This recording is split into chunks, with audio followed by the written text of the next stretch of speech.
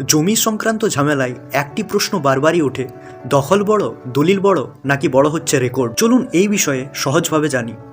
পশ্চিমবঙ্গের জমি সংক্রান্ত আইনে সবচেয়ে গুরুত্বপূর্ণ হচ্ছে রেকর্ড অফ রাইটস, যাকে আমরা বলি পর্চা বা রেকর্ড। এটি একটি সরকারি নথি যেখানে জমির মালিকানা, শ্রেণী, দখল সবকিছুই সরকারিভাবে লেখা থাকে। তবে শুধু রেকর্ড থাকলেই হবে না, যদি দলিল না থাকে তাহলে মালিকানা আইন প্রমাণ হিসেবে দুর্বল হয়ে যায়। আবার কেবলমাত্র দলিল থাকলেও কাজ হবে না যদি না সেই জায়গার দখল থাকে। আসলে দখল না থাকলেও বাস্তবে আপনি জমির মালিক হিসেবে গণ্য হবেন না। তাই আইনি দৃষ্টিতে দখল, দলিল এবং রেকর্ড এই তিনটি মিলেই প্রকৃত মালিক নির্ধারণ করা হয়। এই তিনটির মধ্যে একটি না থাকলে কিন্তু ঝামেলার সূত্রপাত হতেই পারে। শেষে বলি, দলিল মালিকানার প্রমাণ দেয়, রেকর্ড মালিকানা নিশ্চিত করে এবং দখল মালিকানা প্রতিষ্ঠা করে। অর্থাৎ তিনটিই সমান গুরুত্বপূর্ণ। তাই জমি কিনে রেজিস্ট্রি করার পর রেকর্ড করুন এবং সেটা দখলে রাখুন।